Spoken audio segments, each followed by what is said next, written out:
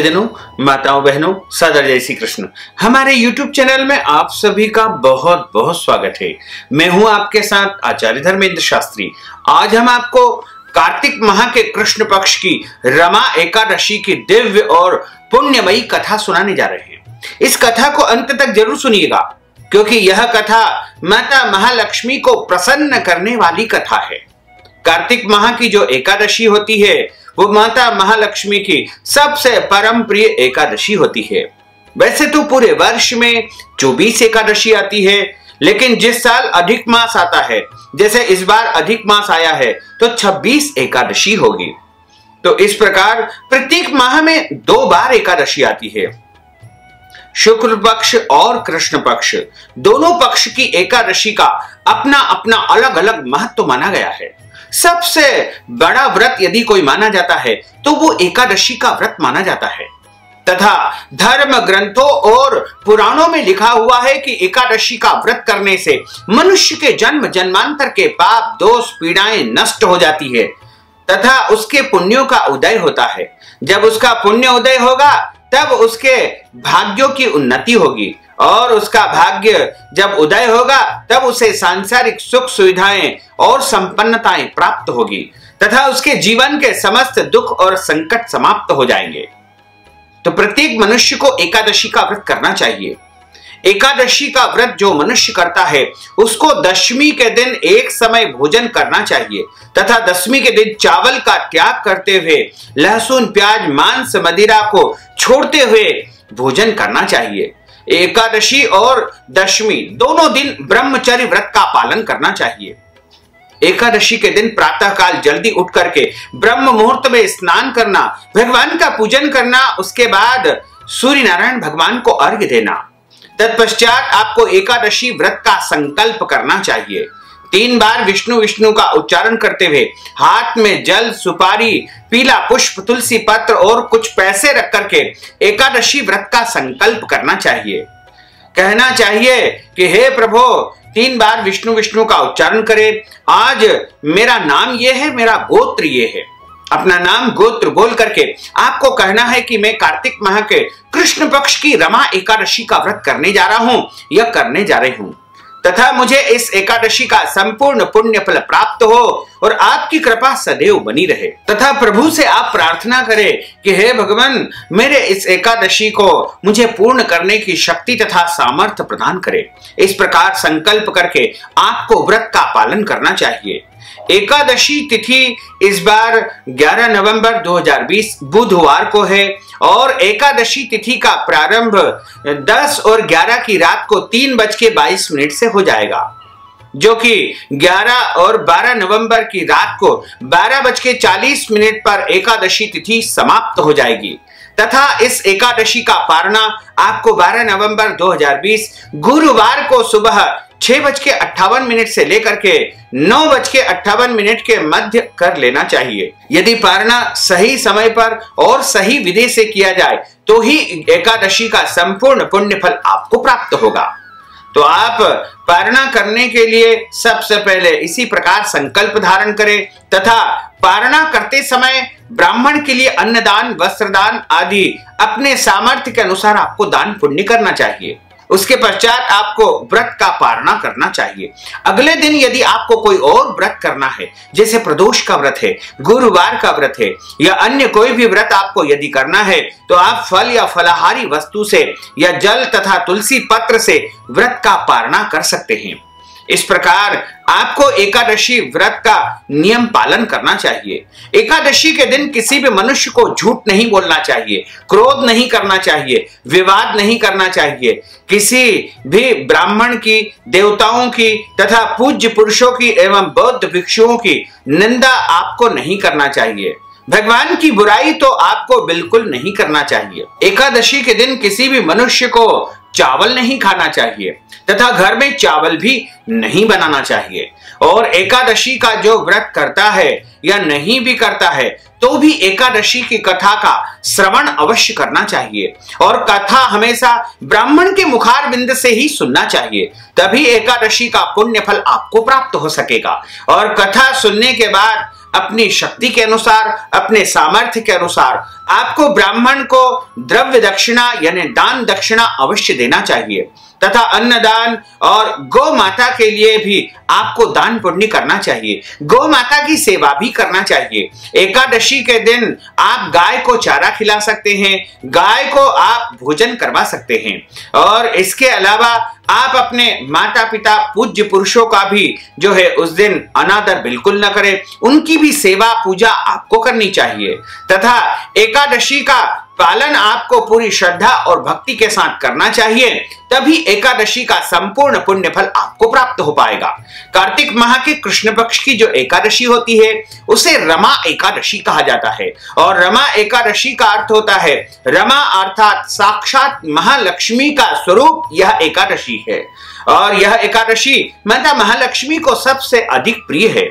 इसलिए जो भक्तजन इस एकादशी का व्रत करेंगे उनके जीवन में कभी भी गरीबी नहीं आएगी, कभी भी कंगाली नहीं आएगी और उनके घर से दरिद्रता हमेशा हमेशा के लिए चली जाएगी।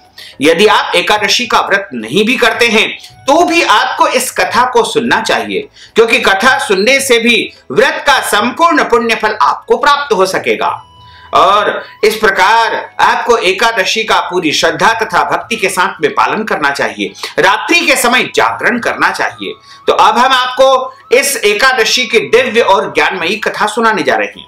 कथा को अंत तक जरूर सुनिएगा, कथा को बीच में बिल्कुल नहीं छोड़ना चाहिए। एकादशी की कथा प्रारंभ करते हैं तो सबसे पहले हम गुरुदेव की वंदना करेंगे, उसके बाद प्रभु का स्मरण करेंगे यानी भगवान का आवाहन करेंगे ताकि भगवान का सानिध्य हमारे साथ बना रहे और उनका आशीर्वाद हमारे जीवन पर सदैव बना रहे।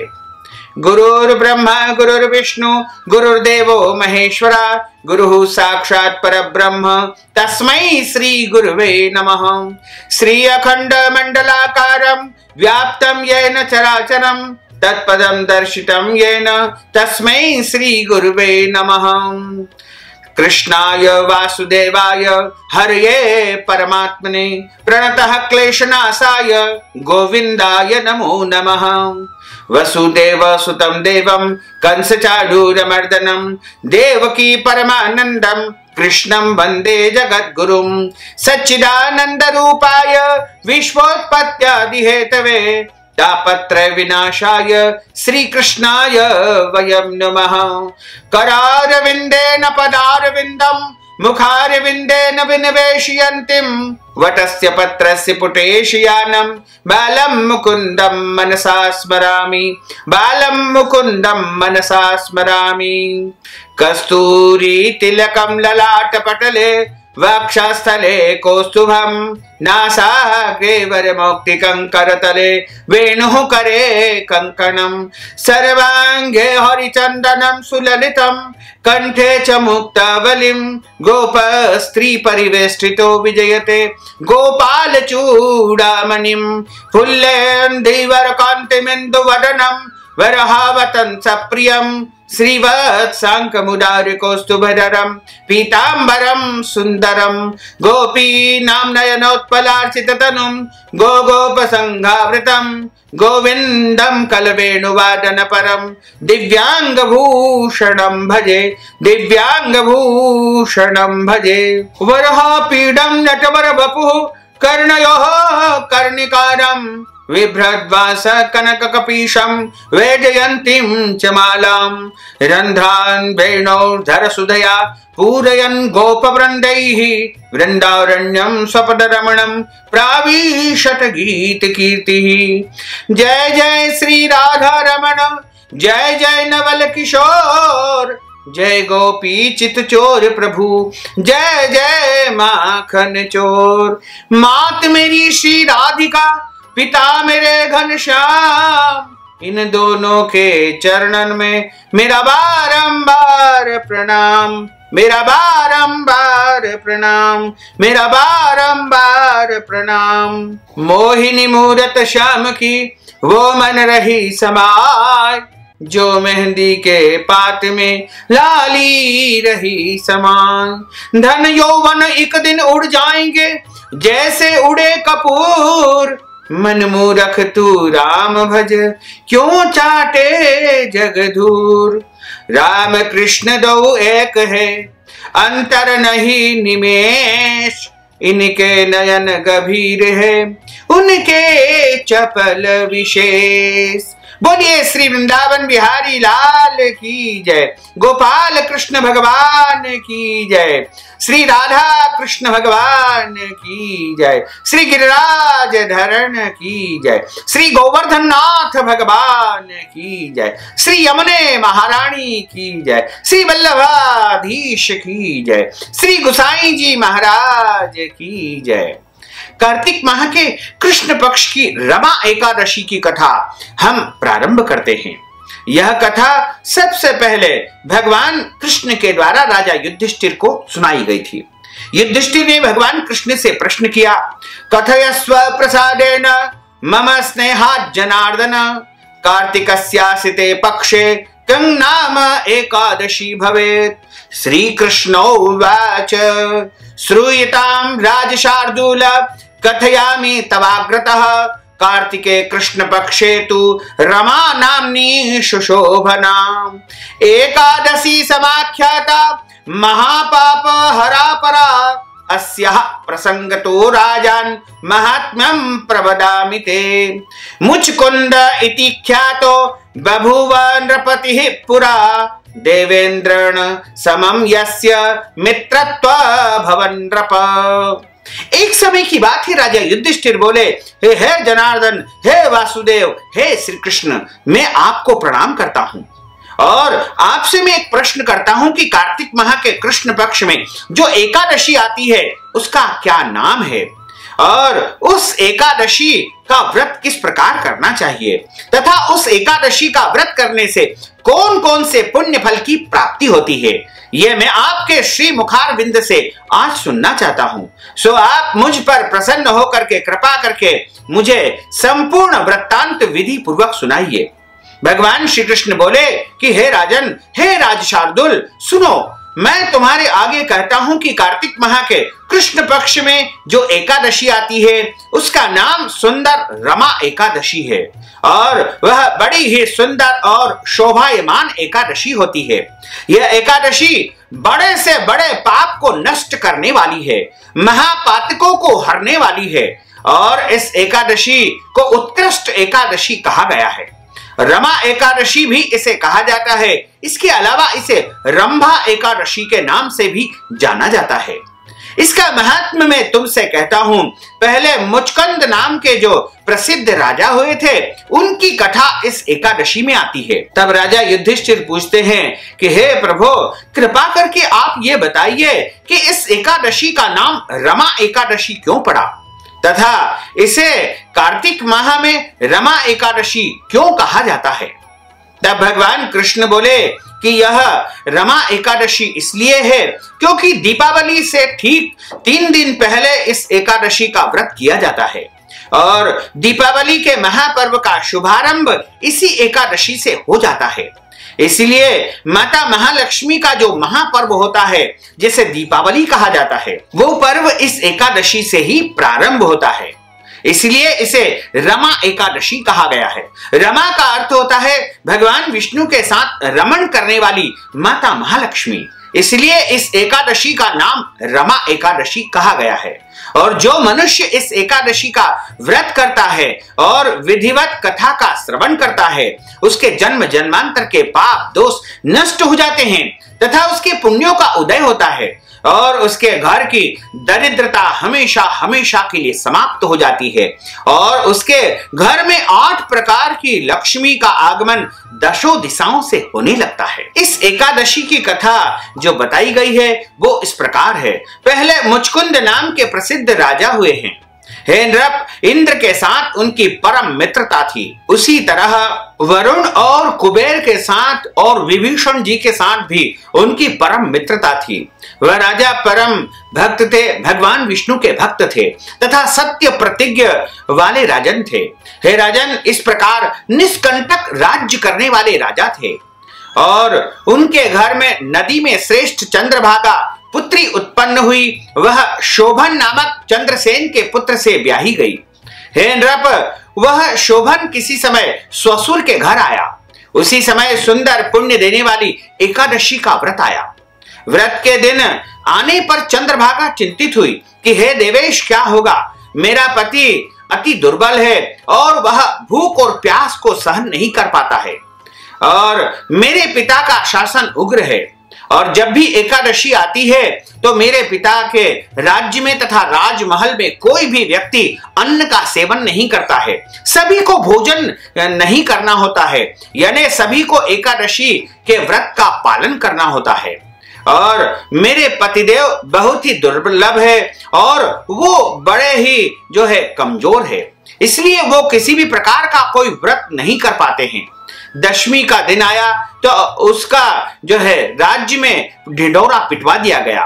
ढोल बजने लगा कि हरिवासर के दिन, एकादशी के दिन भोजन नहीं करना चाहिए, एकादशी के दिन भोजन नहीं करना चाहिए, एकादशी के दिन किसी को भी भोजन नहीं करना चाहिए। इस प्रकार के उस ढोल का शब्द सुन करके शोभन अपनी प्रिया से बोला, हे कांते, अब मेरा क्या कर्तव्य है? हे सुशोभने, तू मुझे शिक्षा दे जिसके करने से मेरे जीवन का नाश न हो।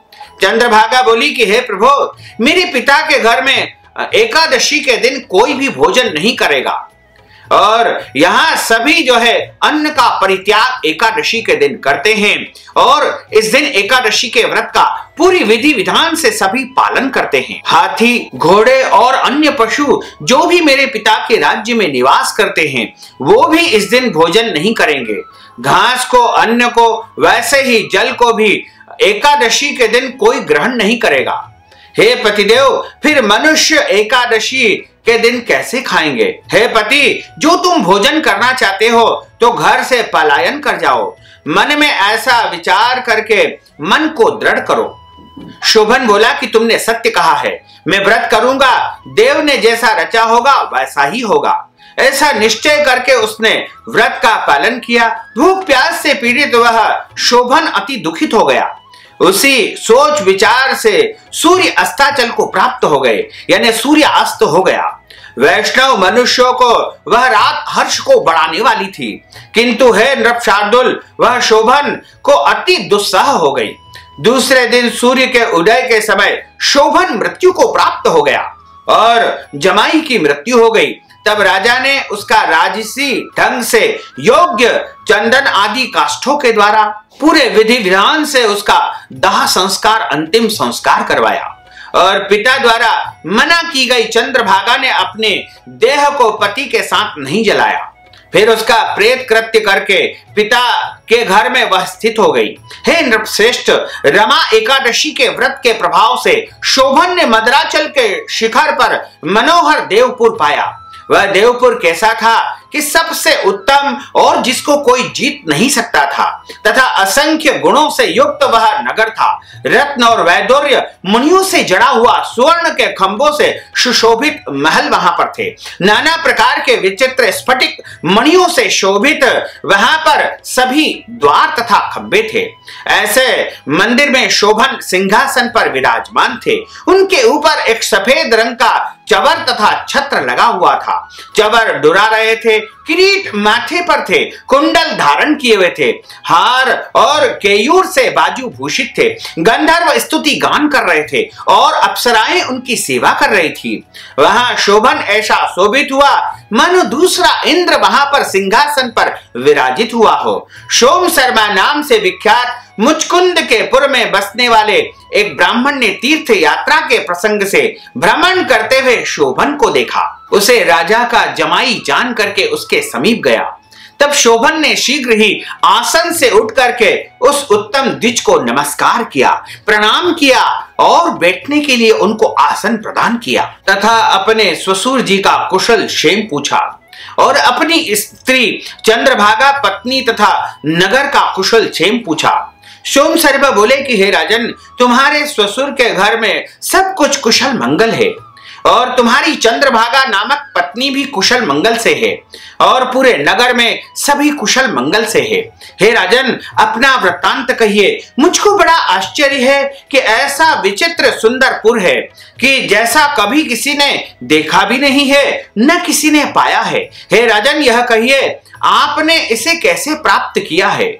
शोभन बोले कि कार्तिक माह के कृष्ण पक्ष की जो रमा एकादशी आती है उसका व्रत मैंने किया था और उस एकादशी के पुण्य का प्रताप मुझे इस नगर के रूप में प्राप्त हुआ है। हे द्विजेंद्र, उसका व्रत करके मैंने यह अध्रुवपुर पाया है। हे द्विजेंद्र, जिससे यह ध्रुव हो जाए वैसा कोई उपाय करिए। द्विजेंद्र बोले कि यह कैसे अध्रुव है और कैसे ध्रुव होगा? हे राजेंद्र, आप कृपा करके कहिए, मैं वह उपाय अवश्य करूंगा, इसमें अन्यथा कुछ भी नहीं है। शोभन ने कहा कि हे द्विजोत्तम, मैंने उस व्रत को श्रद्धाहीन होकर के किया है, इसलिए मैं इसको अध्रुव मानता हूं और जिससे ध्रुव होगा वह सुनिए। सुंदर शोभायमान चंद्रभागा नामक मुचकुंद की पुत्री से तुम यह वृत्तांत कहो तो यह ध्रुव हो जाएगा। सो सुनकर के वह ब्राह्मण ने चंद्रभागा से सब वृत्तांत जाकर के कहा। ब्राह्मण के वचन को सुनकर के चंद्रभागा प्रफुल्ल नेत्र हो गई। हे द्विज, तुम यह प्रत्यक्ष कहते हो अथवा स्वप्न कहते हो? सोम शर्मा बोले कि हे पुत्री, मैंने तुम्हारे पति को महावन में प्रत्यक्ष रूप से देखा है। देवपुर के तुल्य जिसे कोई नहीं जीत सका है, ऐसा मैंने उसके पुर को देखा है। उन्होंने उसे अध्रुव कहा है, जिससे ध्रुव हो जाए वह कार्य तुम करो। चंद्रभागा बोली कि हे ब्राह्मण देवता, मुझे तुम वहां लेकर के चलो। मैं अपने पति के दर्शन करने के लिए इच्छुक हूं, लालायित हूं। मैं अपने व्रत के पुण्य प्रताप से उस नगर को, उस पुर को, उस जो है नगरी को ध्रुव कर दूंगी। हे द्विज, हे ब्राह्मण, जिस तरह से हम दोनों का संयोग हो वह कार्य आप करो। यह निश्चय है कि वियोगी को योग कराने से बड़ा पुण्य होता है। यह सुनकर के सोम शर्मा उसे अपने साथ ले गए। मद्राचल नामक पर्वत के समीप वामदेव ऋषि का आश्रम था। वामदेव ने उन दोनों द्वारा कहा हुआ सब वृत्तांत सुना। फिर वामदेव ने वेद मंत्रों से उज्जवल उस चंद्रभागा का अभिषेक कराया। ऋषि के मंत्र के प्रभाव से और एकादशी व्रत के सेवन से वह चंद्रभागा दिव्य देह की हो गई और दिव्य गति की हो गई और आनंद से प्रफुल्लित होकर के अपने पति के समीप गई। शोभन भी कांता को आई हुई देख करके बहुत हर्षित हो गया, बड़ा प्रसन्न हुआ और उस चंद्रभागा को बुला करके अपनी बाईं और वामांग में उसे बिठाया। वह चंद्रभागा बड़े प्रसन्न से हर्ष युक्त पति से वचन बोली, हे कांत, पिता के घर में 8 वर्ष की अवस्था से मैंने जो आरंभ करके एकादशी का व्रत श्रद्धा पूर्वक पूरी विधि विधान से किया है, उस पुण्य के प्रभाव से तुम्हारा पुर ध्रुव हो जाएगा और कल्प के क्षय पर्यंत सब कामनाओं से भरा पूरा होगा। हे नृप शार्दुल, इस प्रकार वह पति के साथ में रमण करने लगी। दिव्य उसका देह और दिव्य ही रूप था और दिव्य आभूषणों द्वारा वह भूषित थी और दिव्य ही विग्रह, जिसका ऐसा शोभन रमा व्रत के प्रभाव से मंदराचल के शिखर पर उसके साथ विहार करने लगा। यह रमा एकादशी नाम चिंतामणि के समान है अथवा कामधेनु के तुल्य है। हे नृप, तुम्हारे आगे मैंने कहा है, जो उत्तम मनुष्य इस प्रकार का व्रत करते हैं उसके ब्रह्म हत्यादि आदि सारे पाप दोष नष्ट हो जाते हैं, इसमें कोई भी संदेह नहीं है। दोनों पक्ष की एकादशियों के व्रत एक समान माने गए, जैसे शुक्ल पक्ष की और कृष्ण पक्ष की दोनों ही एकादशी एक समान मानी जाती है।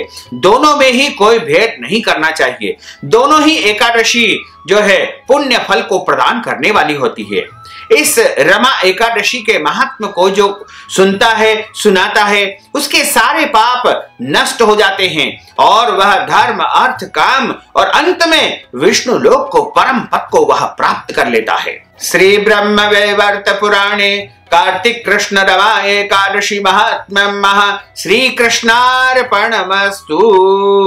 बोलिए श्री वृंदावन बिहारी लाल की जय, गोपाल कृष्ण भगवान की जय। अच्युतम केशवम राम नारायणम कृष्ण दामोदरम वासुदेवम हरे श्रीधरम माधवम गोपिका वल्लभम श्री जानकी नायकम श्री रामचंद्रम भजे जानकी मनोहरम सर्वलोक नायकम श्री शंकरादि सेवितम पुण्य नाम कीर्तनम श्री राम राम राम राम राम नाम तायकम रामा कृष्ण वासुदेवा भक्ति मुक्तिदायकम रामा कृष्ण वासुदेवा भक्ति मुक्तिदायकम रामा कृष्ण वासुदेवा भक्ति मुक्तिदायकम रामा कृष्ण वासुदेवा भक्ति मुक्तिदायकम। बोलिए श्री वृंदावन बिहारी लाल की जय, गोपाल कृष्ण भगवान की जय, द्वारकाधीश भगवान की जय, श्री गिरिराज धरण की जय, श्री वल्लभाधीश की जय, श्री गुसाई जी महाराज की जय,